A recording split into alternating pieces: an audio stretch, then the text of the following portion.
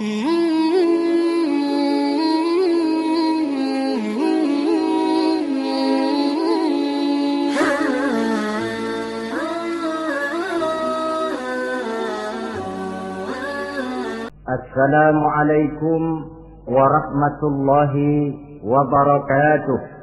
Waalaikumsalam warahmatullahi wabarakatuh. Bismillahirrahmanirrahim. Alhamdulillahi rabbil alamin. Wassalatu wassalamu ala ashrafil anbiya'i wal mursalin. Sayyidina wa maulana وحبيبنا وشفيعنا محمد وعلى آله وأصحابه المجاهدين الطاهرين أما بعد. Saudara-saudara kaum muslimin rahimakumullah.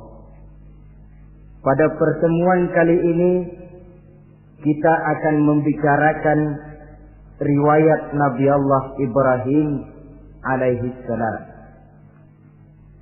Beliau termasuk salah satu dari 5 orang rasul yang merupakan kelompok yang dikenal dengan ulul azmi, yaitu para rasul yang dinilai mempunyai kelebihan di dalam keutamaan, ketabahan, keuletan, dan sikap istiqomah di dalam berjuang.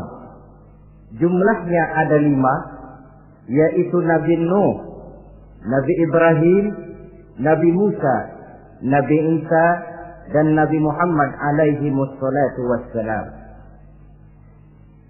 Sebagaimana yang kita maklum bahwa Nabi Allah Ibrahim alaihi salam lahir pada masa pemerintahan Raja Namrud laknatullah alaih.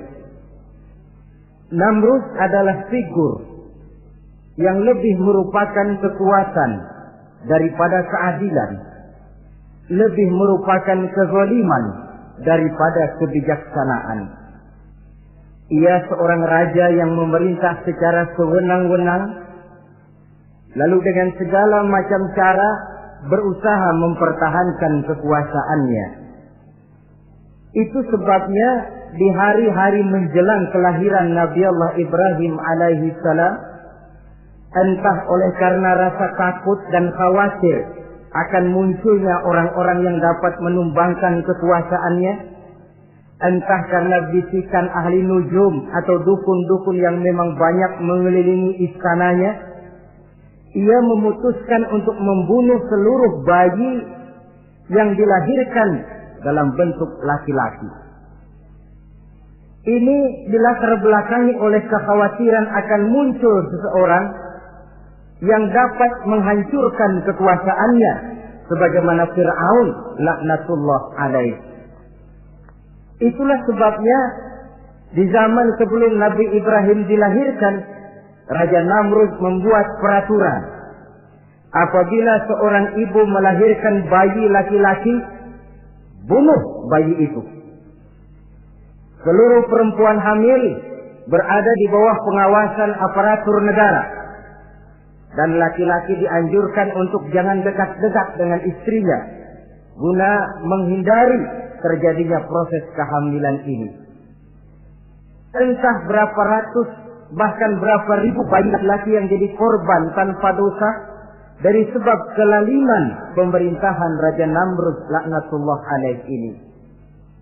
Kita teringat kepada satu hadis di mana Rasulullah sallallahu alaihi wasallam pernah bersabda, Ya'ti 'alan nasi zamanun ru'asa'uhum kal asad wa wuzara'uhum kal zi'ab wa qudatuhum kal kilab wa katsirun nasi yawma idzin kal aghnam. Pada satu saat, kata Nabi, akan datang di tengah masyarakat manusia di mana pada masa itu muncul pemimpin-pemimpin yang bertingkah laku seperti singa. Ru'asa'uhum kal asad. Pemimpin-pemimpin mereka bertingkah laku seperti singa. Saudara kenal singa? Saudara boleh periksa. Di mana ada hutan, singa selalu menjadi raja. Padahal hutan belum pernah bikin pemilihan umum. Tapi yang namanya singa tidak pernah peduli. Ada pemilihan atau tidak, raja hutan tetap singa. Kenapa? Karena singa menjadi raja di hutan bukan berdasarkan kebenaran, tapi karena kekuatan. Karena kuat, maka dia naik jadi raja. Soal benar atau tidak, soal lain.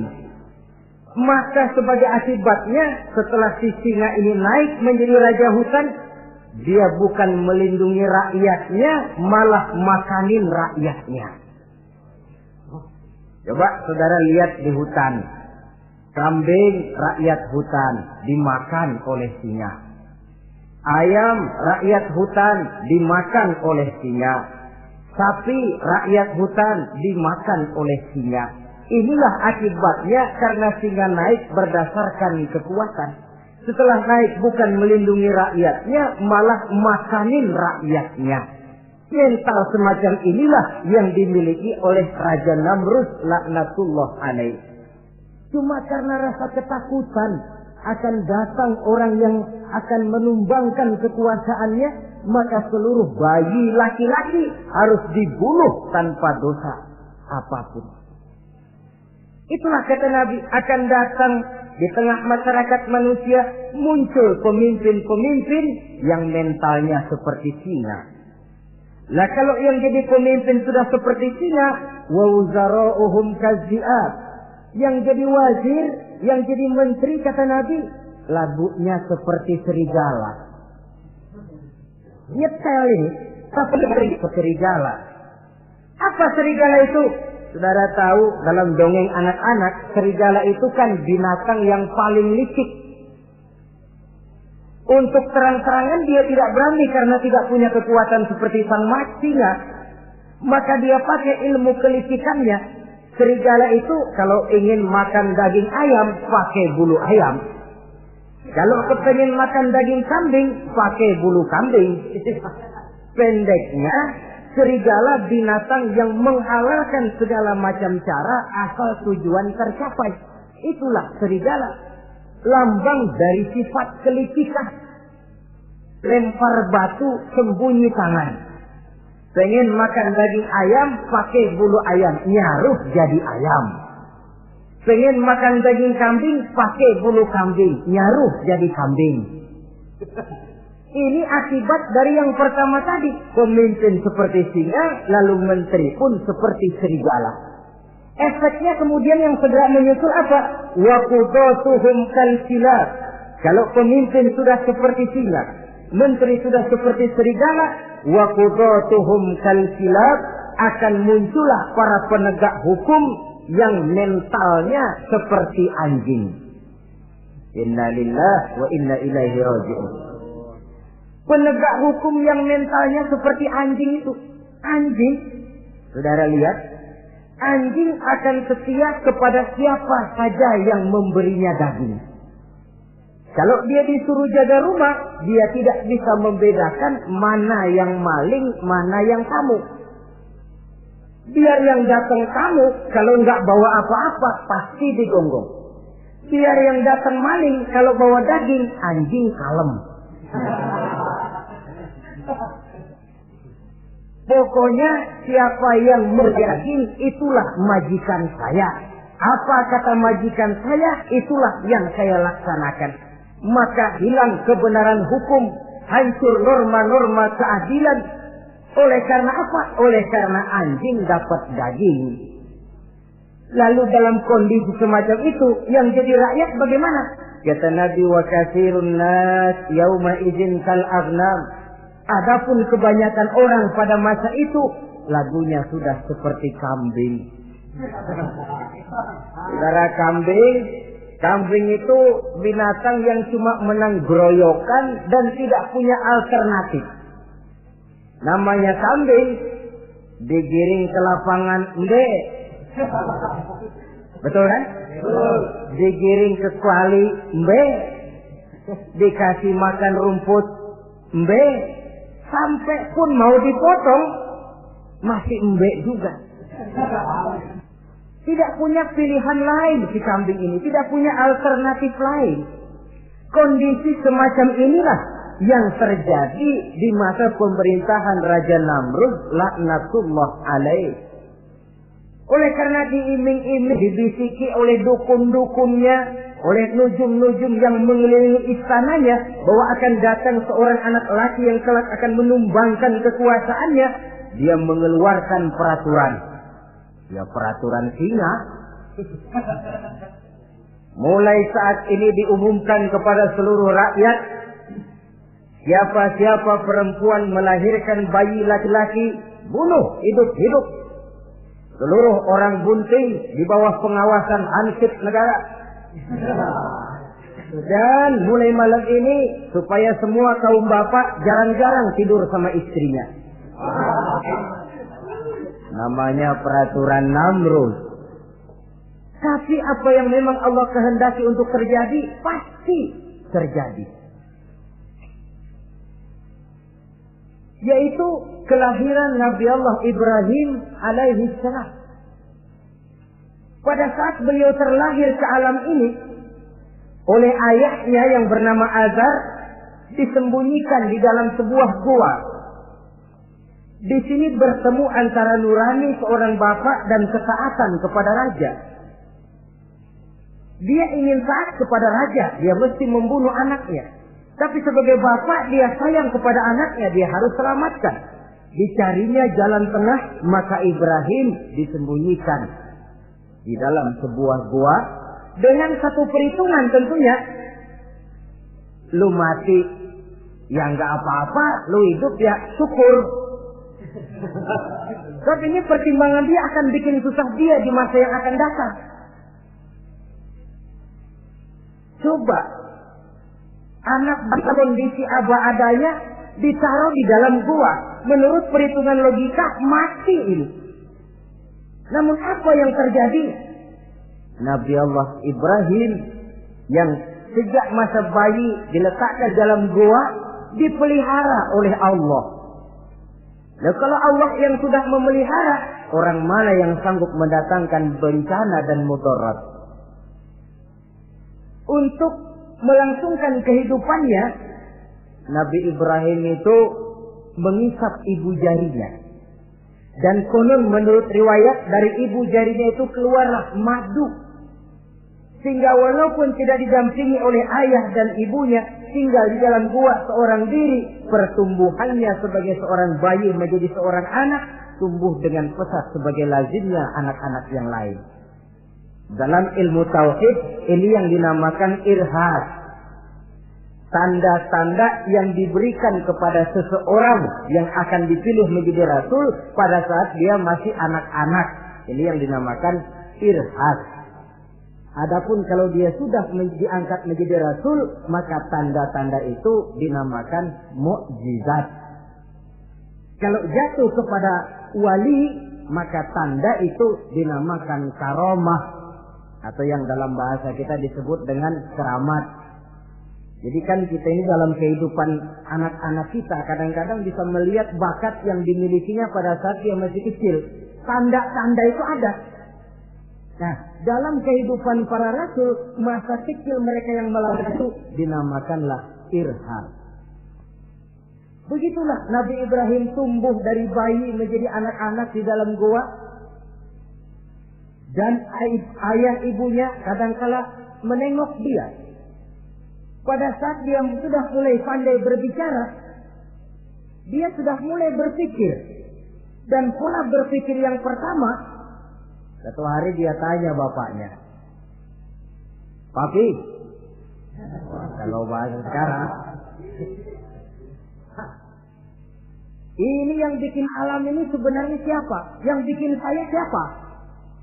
Yang menyebabkan saya ada siapa?" "Ya kami, ibu bapakmu," kata ayahnya. "Oh begitu." "Lalu yang bikin ibu bapak siapa?" "Ya nenekmu. Gara-gara dia saya ada, gara-gara saya kamu ada." "Lalu yang bikin kakek dan nenek siapa?" "Ya buyutmu." "Lalu yang bikin buyut siapa?" "Ya bapaknya buyut." "Yang bikin bapaknya buyut?" "Ya kakeknya buyut."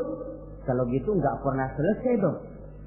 Tentu akan ada pencipta pertama. Siapa pencipta pertama itu? bapaknya buntu. Lu jangan usil dah. Temen-temen lu juga nggak pernah nanyain urusan kayak begini. Saya nggak puas, Pak. Begini sekarang, saya mau tanya. Ini kaum kita nyembah apa? Nyembah berhala. Ya yang bikin berhala itu siapa? Saya, bapakmu, Hazar. Kaum kita menyembah berhala, ini bapak. Kenapa nggak nyembah bapak aja kok tanggung-tanggung? Jawaban ayahnya tidak membuat ia jadi puas. Terus merenung siapa gerangan pencipta pertama, siapa gerangan yang patut disembah dengan sebenarnya, siapa gerangan pencipta alam semesta ini. Bila malam datang, dia melihat bintang gemintang bertabur menghias cakrawala. Dia berkata, ini yang patut dianggap Tuhan, tinggi, terang benderang. Tapi manakala besok pagi bintang tenggelam, dia pun bilang, la uhibbul afilin. Saya tidak suka kepada yang tenggelam. Masa Tuhan tenggelam? Ketika malam datang, bulan pun terbit. Nah, ini barangkali yang Tuhan. Ini lebih besar dari yang semalam. Tapi bila bulan pun terbenam, lagi-lagi dia bilang Tuhan tidak mungkin terbenam. Lalu bila matahari terbit, nah ini enggak salah lagi. Ini lebih gede dari yang dua-dua kemarin. Ini pasti Tuhan. Dan manakala matahari terbenam, dia pun berkata, Tuhan tidak akan pernah terbenam. Perjalanannya mencari Tuhan ini bisa saudara baca dalam surah Al-An'am ayat 76 sampai dengan ayat 79. Sampai Allah memberikan petunjuk kepadanya, mengangkatnya menjadi seorang rasul dan menyampaikan misi dakwahnya. Saudara-saudara kaum muslimin rahimakumullah. Dakwah yang pertama dilaksanakan tentu kepada bapaknya, kemudian kepada kaumnya. Secara psikologis ini kan makan nasi. Coba, kalau kita harus nasihatin orang lain yang tidak ada hubungannya dengan keluarga, barangkali biasa saja. Tapi nasihatin bapak sendiri, ini kan makan nasi. Mau didiamkan saja, batil dan sesat. Mau diceramahin bapak sendiri. Tapi bapak tinggal bapak, kewajiban melaksanakan dakwah jalan terus. Ini berarti bahwa tugas amar ma'ruf dan nahi munkar memang tidak mengenal posisi. Begitulah saudara-saudara, sampai kepada satu hari Nabi Ibrahim melaksanakan dialog dengan kaumnya. Saudara-saudara, hadhihi tamathil allati antum laha akifun. Surah Al-Anbiya ayat 51. Saudara-saudara, berhala-berhala ini yang bapak saya yang buat, inikah yang selama ini tuan-tuan sembah? Kaumnya menjawab, qalu wajadna aba'ana laha abidin.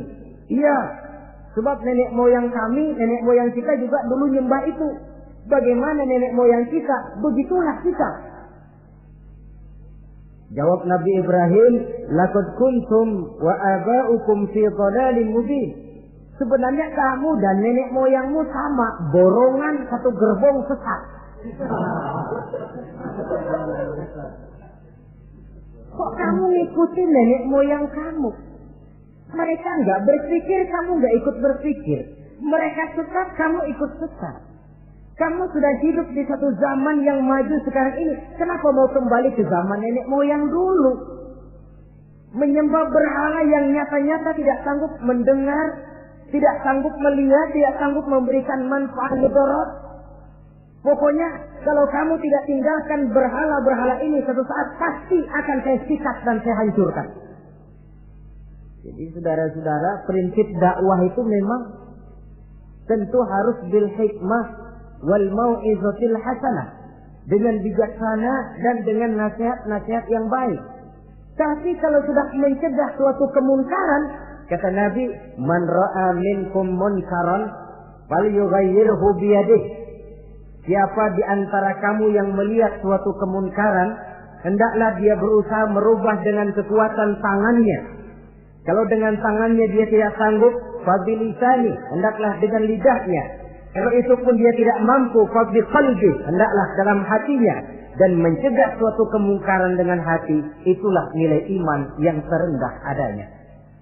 Nabi Ibrahim melihat bahwa watak menyembah berhala ini sudah berurat dan berakar. Kenapa? Mereka mengembalikan itu kepada kebiasaan dan tradisi nenek moyang. Sama juga di zaman kita sekarang ini. Sudah kita menegakkan tauhid, membina sebersih-bersih iman, menegakkan semulus-mulus tauhid. Ada juga kelompok orang yang mau mengembalikan kita ke zaman nenek moyang, ke zaman animis, menghidupi tradisi nenek moyang dalam hal ibadah, dalam hal ubudiyah. Tentu merupakan langkah kemunduran adanya. Dan ini bukan barang baru.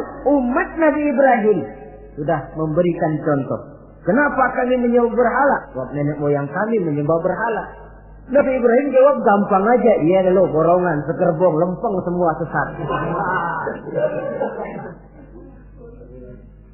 Kaum muslimin rahimakumullah. Dan bukan cuma kata, dibuktikan oleh Nabi Allah Ibrahim. Begitu Raja Namrud menurut satu riwayat bersama para tentaranya pergi berburu, Nabi Ibrahim ngintip-ngintip. Begitu Namrud keluar, beliau masuk. Kalau istilah kita, ke tempat Namrud ibadah, ke masjidnya dah, di mana di situ tersimpan seluruh berhala yang mereka sembah, dari yang paling gede sampai yang paling kecil. Nabi Ibrahim masuk bawa kampak. Seluruh berhala-berhala yang ada di tempat itu habis dikampakin, hancur berantakan. Kecuali berhala yang paling gede, itu ditinggalin, nggak diapa-apain, dan tampaknya ditaruh di tangan berhala yang paling gede. Memang kebetulan tangannya lagi teracung begini, digantungkan kampak di situ. Nabi Ibrahim keluar. Adapun Namrud, ketika dia pulang dari perburuannya, mau melaksanakan ibadah, bukan main terkejutnya melihat Tuhannya berantakan.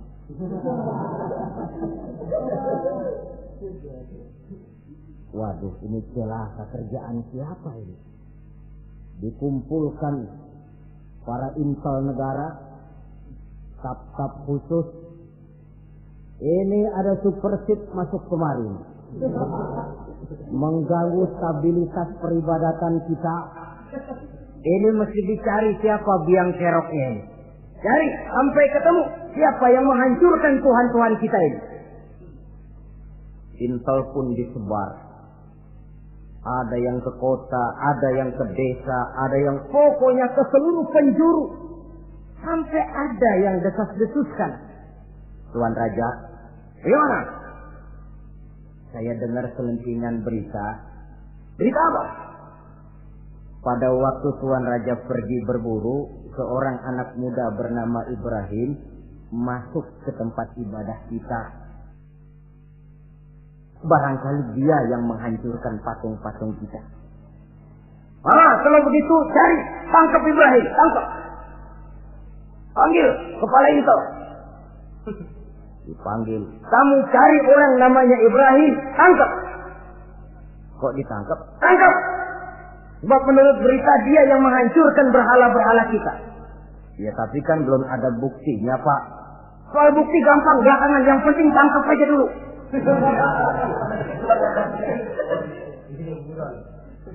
Ini supersip ini.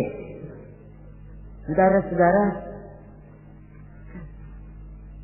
dicarilah Nabi Allah Ibrahim, ketemu, dihadapkan kepada Raja Namrud, disidang di pengadilan terbuka, disaksikan orang banyak, dibuka oleh Raja Namrud. Sidang luar biasa dalam rangka memeriksa dan mengadili tertuduh Ibrahim. Dengan ini kami nyatakan dibuka untuk umum. terdakwa supaya dibawa ke dalam ruangan sidang. Dihadapkan Nabi Ibrahim. Nama Ibrahim. Orang tua. Tuduhan menghancurkan berhala. Hadza bi alihatina ya Ibrahim.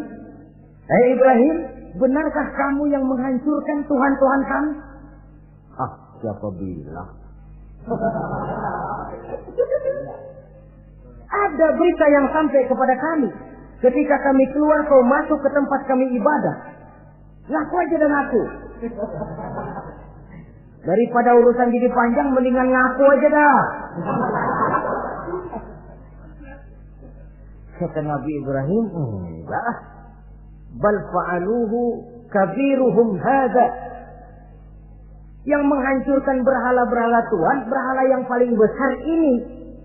Yang paling besar ini. Besarnya nunjuk ke patung, ininya nunjuk ke dirinya. Kabiruhum kepada berhala, hadha kepada dirinya sendiri. Oh enggak, kata Nabi Ibrahim. Setahu saya enggak semua berhala hancur. Saya dengar yang paling gede enggak apa-apa. Ya. Dan ada kampak di tangannya. Kali yang gede tuh iseng. Jadi yang kecil-kecil ini dikampakin semua sama yang gede. Oh, buktinya kampak masih ada di tangannya kok. Tanya aja dia. Kata Namrud, Ibrahim, kamu sudah gila apa? Kenapa? Masa kayak disuruh nyembah berhala, disuruh nanya berhala? Jadi nggak bisa jawab dia? Nggak bisa jawab. Nah kalau nggak bisa jawab, kenapa disembah? Yang gila saya apa sampean?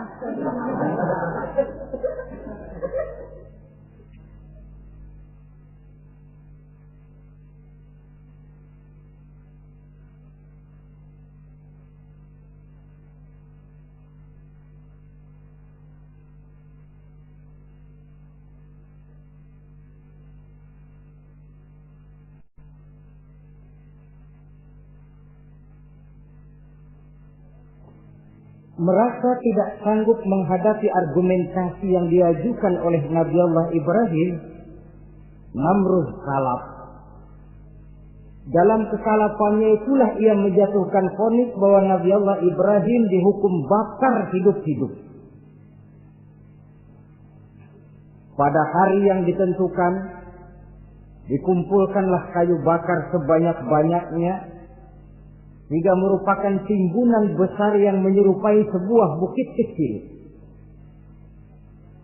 Apabila segalanya telah siap, kayu bakar itu pun disulut orang, dan api mulai menjilat ke sana kemari, makin lama makin besar, makin lama makin besar, sehingga tentara Namrud bingung. Ini Ibrahim bagaimana ngebakarnya? Kalau kita anterin ke api, kitanya ikut angus, dilemparin nggak mungkin sampai. Lalu mereka menemukan akal, dibuat semacam lentingan busur panah. Kalau istilah kita di kampung kayak selepetan begitu. Sehingga Nabi Ibrahim dilemparkan dan tepat jatuh di tengah kobaran api yang menggunung. Namrud tentu saja memandang dengan perasaan puas. Segenap konco-konco dan antek-anteknya melihat dengan hati yang lega. Dan semuanya merasa hancur sudah biang kerok yang selama ini menjadi racun dan duri dalam kehidupan kita. Tapi rupanya yang mereka mau lain dengan yang Allah mau. Ketika Nabi Allah Ibrahim hampir masuk ke tengah kobaran api yang menggunung itu, datanglah perintah Allah kepada api. Ya naru kuni bardan wa salaman ala Ibrahim. Hai api, dinginlah kamu, selamatkan Nabi Ibrahim. Api ini tunduk kepada perintah Allah.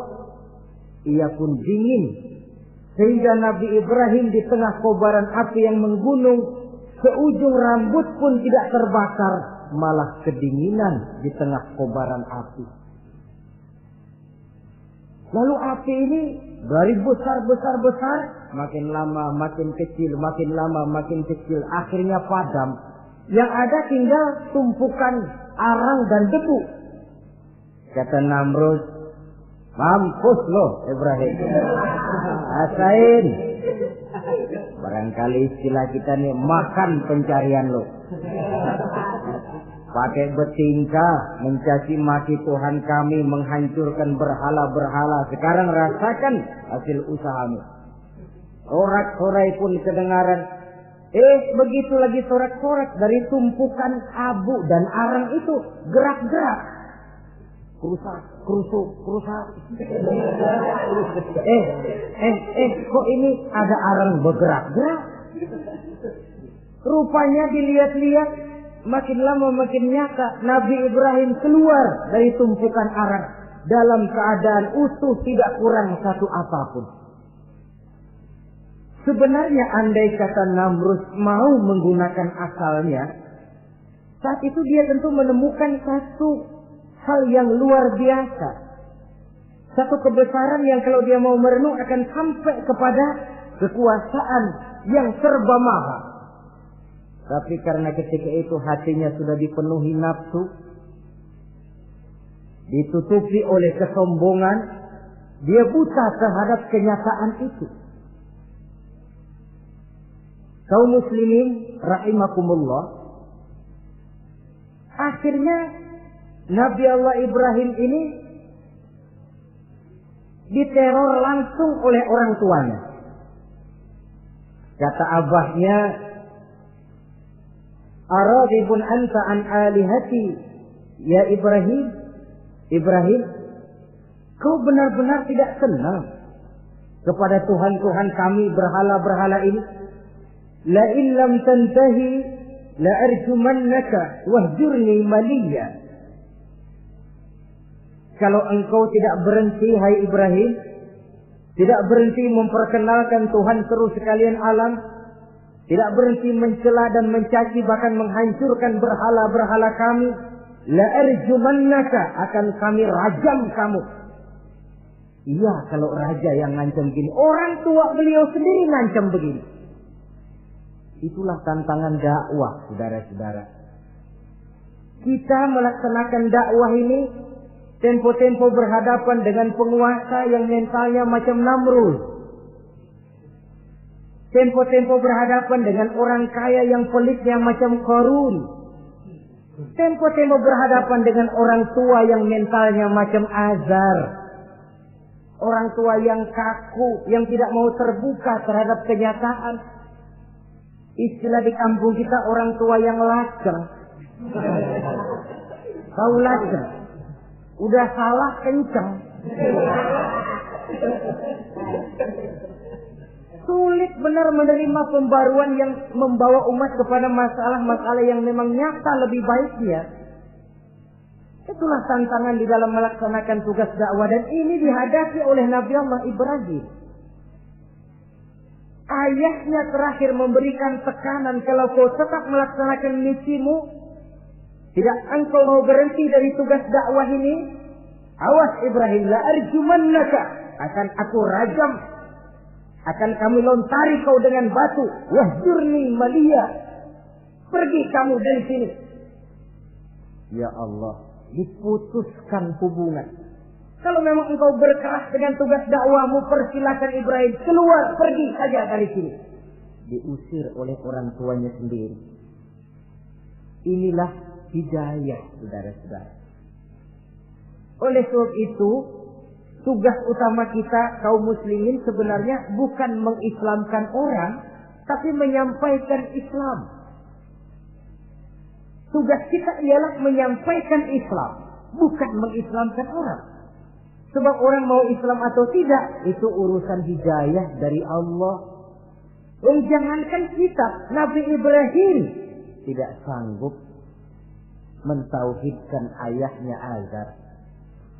Nabi Nuh tidak bisa mengislamkan putranya Kan'an.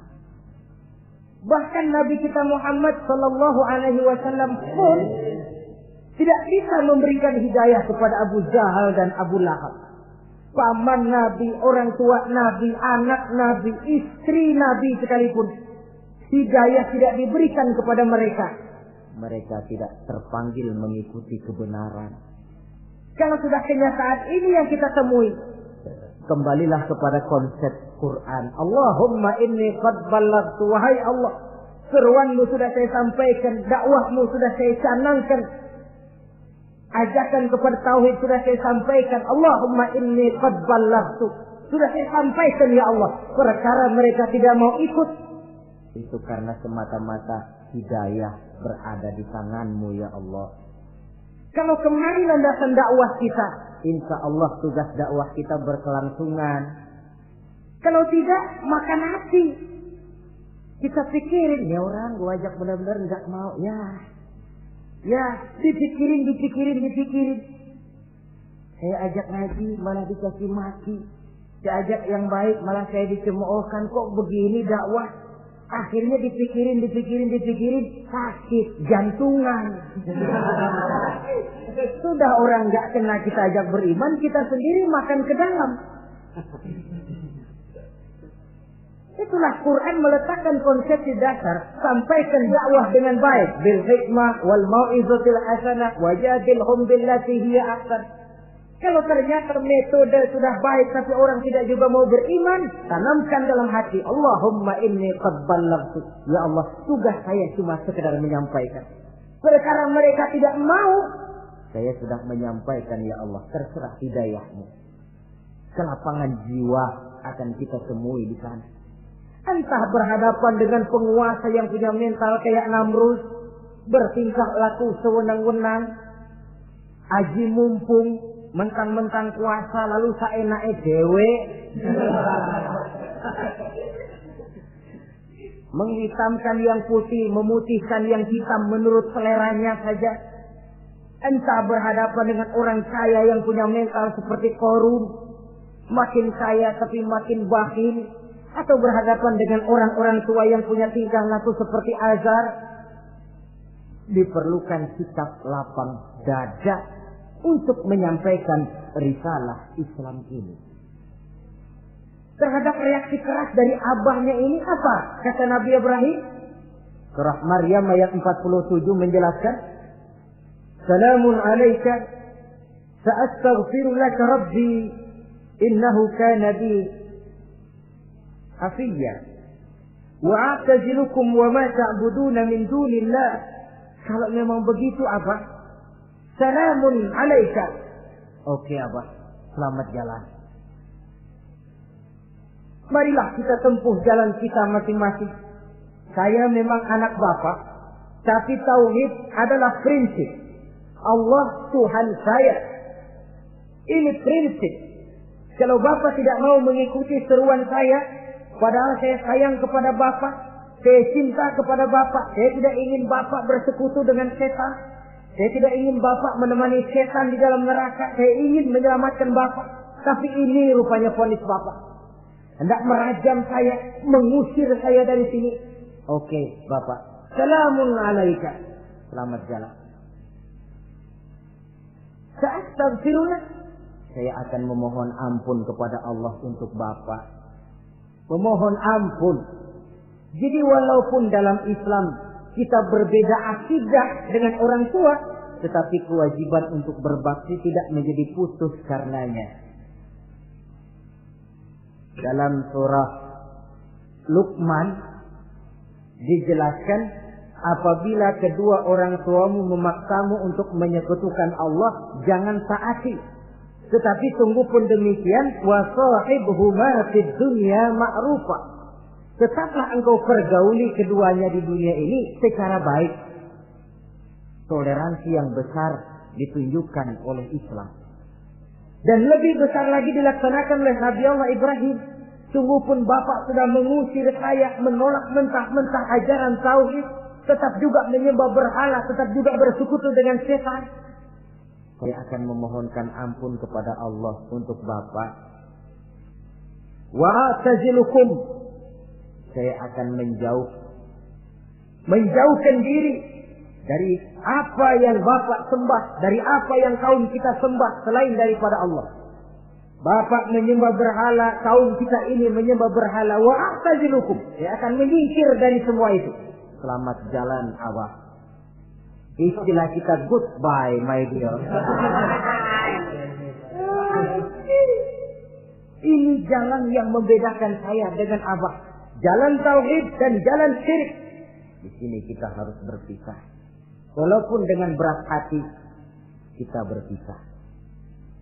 Jadi keluarga dan akidah punya garis yang jelas. Umumnya, ya walaupun baik tapi memang harus ditingkatkan. Umumnya kita ini kan mayoritas merasa sebagai muslim karena keturunan. Kenapa kamu Islam? Bapak saya Islam, nenek saya Islam, saya Islam. Baiklah, itu pun baik. Pada mulanya memang harus begitu. Tapi lambat laun kita tentu harus merasakan bahwa keberadaan kita dalam Islam tidak cukup cuma karena faktor keturunan. Dengan kata lain kita harus memperbaiki kualitas keislaman kita. Inilah proyek utama kita sekarang, mengislamkan orang Islam. Saudara-saudara kaum muslimin rahimakumullah.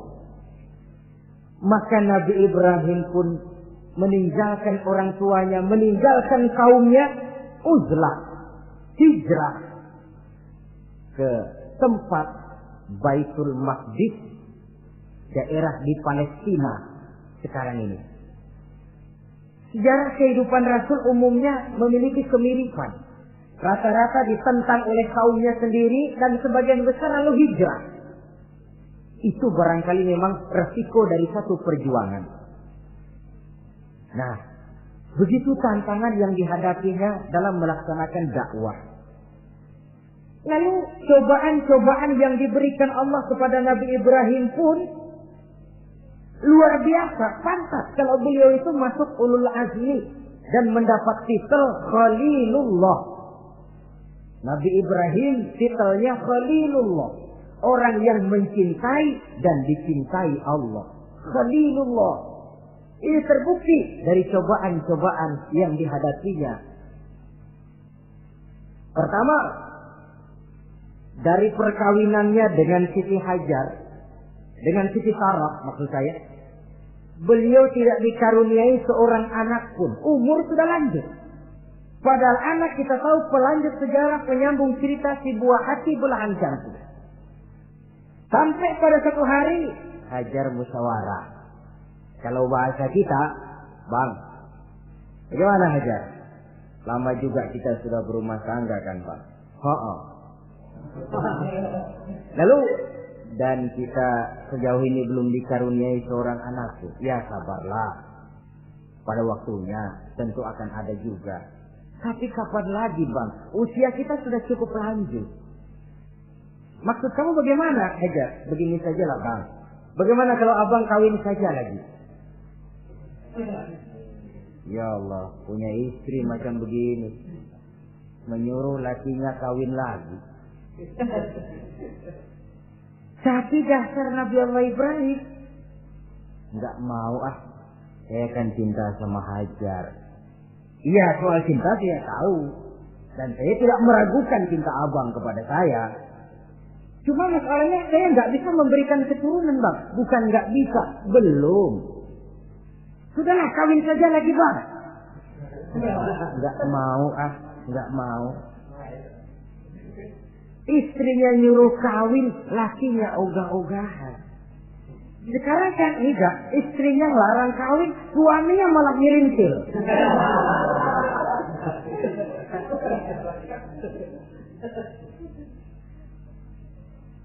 Sampai ketika didesak kata Ibrahim, ya kalau itu yang Sarah Hajar mau, biarlah, jadilah. Saya mau kawin lagi dengan syarat kau yang mencarikan istri untuk saya itu. Oleh Siti Hajar dipilihkan Siti Sarah.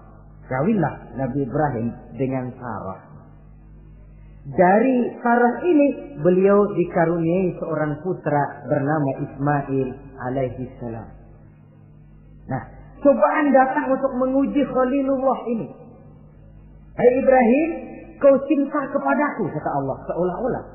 Setelah kau punya anak, masuk rasa cinta anak ke dalam hatimu. Allah mau buktikan mana cintamu yang lebih besar, kepada anakmu atau kepada aku, kata Allah. Maka turun perintah untuk menyembelih anaknya sendiri. Satu riwayat menceritakan bahwa latar belakang perintah menyembelih anak ini sebenarnya gara-gara Nabi Ibrahim juga ketelepasan ngomong. Beliau pernah menyembelih 300 ekor onta dan 1000 ekor kambing. Dagingnya dibagikan kepada fakir miskin, dilaksanakan penyembelihan itu untuk mendekatkan diri kepada Allah. Dekat. Tidak cuma manusia, malaikat kagum, dipuji Nabi Ibrahim. Bukan main Ibrahim, kaya berani. Ya, kalau miskin berani nekat kali. Ini kaya berani. Menyembelih 300 unta, 1000 kambing, dagingnya disedekahkan kepada fakir miskin. Luar biasa Ibrahim. Ketika dipuji orang banyak, itulah beliau timbul sifat manusianya. Apa kata beliau? Saya mah jangankan kambing sama unta, anak juga kalau saya punya disuruh potong, saya potong untuk mendekatkan diri kepada Allah. Kenapa ketelepasan ngomong begitu? Sebab waktu itu belum punya anak. Ngomongnya enak. Sama juga kita, goma kalau punya motor, siapa juga ketemu di jalanan, gue boncengin. Lagi belum punya. Kalau udah punya, lain gayanya. Itu biasa, itu omongan orang belum kaya emang gitu.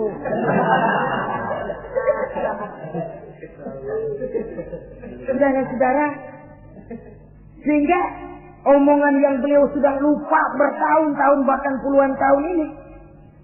Begitulah ketika sudah punya anak Ismail, falamma balagha ma'ahu sa'ya, ketika Ismail sedang lucu-lucunya dalam tidurnya mimpi turun perintah, ya Ibrahim uffi binuzrika. Hai Ibrahim, bayar nazarmu. Nazar? Iya. Apa nazar? Dulu pernah ngomong apa, ingat enggak? Jangankan cuma kambing, unta, anak pun kalau punya disuruh potong, saya potong. Dianggap nazar. Bayar nazarmu, potong anakmu. Dipikirin siangnya, semalam itu benar-benar perintah Allah apa cuma ngimpi? Kalau ngimpi kok jelas amat. Kalau perintah Allah kok kelewatan amat.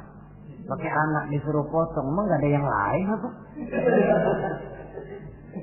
3 malam berturut-turut mimpi sampai beliau yakin ini memang benar perintah Allah. Dan dilaksanakan dengan berat hati. Pagi-paginya bilang kepada Siti Sarah, Sarah, Ismail mandikan, berikan pakaian yang baik, saya mau bawa pergi dia. Kemana bang? Pokoknya mau saya bawa. Berangkatlah anak beranak ini menuju salah satu bukit di daerah Mina. Ketika duanya sudah mau berangkat, iblis sibuk bukan main. Ini cobaan loh. Orang kalau mau ibadah, iblis paling gatal. Segala macam cara mereka lakukan agar orang jangan ibadah. Ini Ibrahim mau membuktikan cintanya kepada Allah. Ya Allah, lihatlah. Walaupun saya sudah punya anak, cinta saya kepadamu lebih besar ya Allah.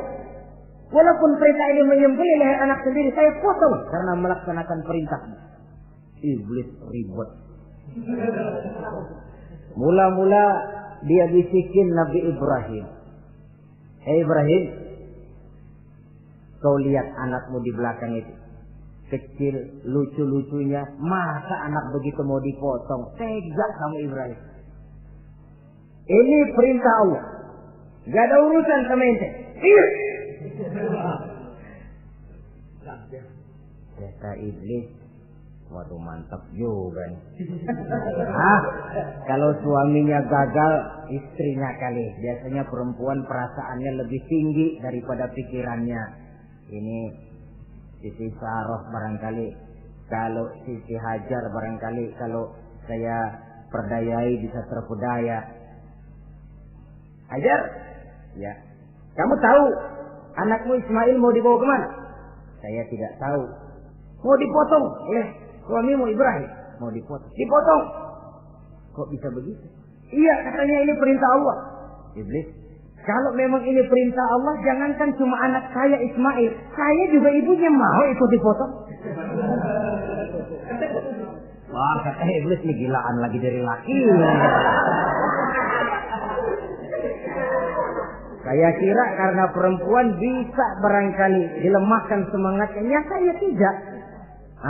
Ismail nih masih kecil kali ini, gampang dikelecehin. Ismail, kau mau dipotong oleh ayahmu? Dipotong. Kok bisa begitu? Katanya perintah Allah. Kalau memang ini perintah Allah, saya siap. Iblis mau ngomong lagi, Nabi Ibrahim Ismail ngambil batu disambitin iblis. Izhab ya la'in, pergi, laknat terkutuk kamu. Nyambitinnya itu sampai sekarang jadi ikutan dalam salah satu pelaksanaan ibadah haji yang disebut jumrah, melontar. Itu simbol permusuhan abadi antara manusia dengan iblis. Jadi kalau ada orang mau berbuat baik, iblis itu datang dari 3 penjuru. Dari bapak, dari anak, dari istri. Kadang-kadang bapaknya nggak kena, istrinya dibujukin. Laki lu sok loyar menyumbang masjid. Jangan kasih duit, simpan aja baik-baik. Istri nggak kena, anak. Segala macam cara iblis berusaha. Baru sampai di bukit yang dituju, Nabi Ibrahim buka kartu.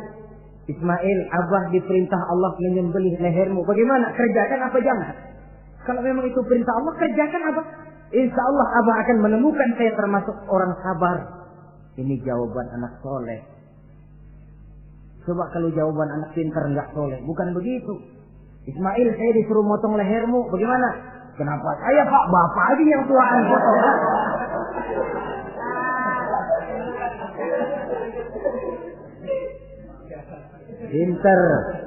Pinter, tapi nggak soleh ya begitu itu, minteri jadinya.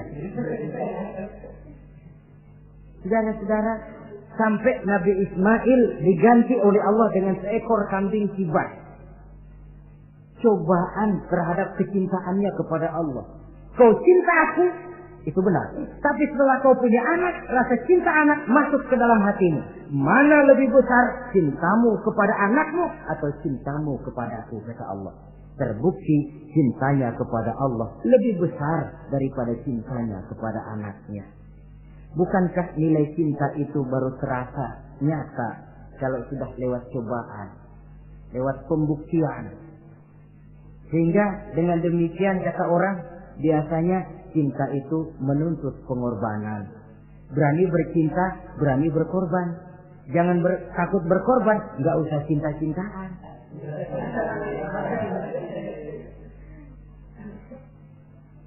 Saudara-saudara, sebab kalau orang sudah berbuat untuk sesuatu yang dicintainya, sangat boleh jadi si lemah akan jadi kuat, yang jauh jadi terasa dekat, yang takut jadi berani. Kalau orang sudah melakukan sesuatu untuk yang dicintainya. Seorang bapak karena cintanya kepada anaknya, dia rela pergi pagi pulang sore, peras keringat banting tulang supaya hari depan anaknya lebih baik daripada dia. Seorang suami yang cinta kepada istrinya, tidak soal dia kepanasan dan kehujanan, mencari yang sulit-sulit yang diinginkan oleh istrinya. Contoh paling dekat saja, kalau istrinya sedang mengidam, dia tengah malam buta minta mangga dan gak musim mangga, rusak-rusak suaminya cari mangga. Cinta memang membuat yang jauh jadi terasa dekat. Lalu cobaan lain ketika turun perintah melaksanakan khitan. Umur beliau menurut riwayat Abi Daud sudah umur 80 tahun. Di zaman belum ada pisau cukur, silet, gunting, kulit sudah alot. Tapi ini perintah Allah, laksanakan, resiko belakangan.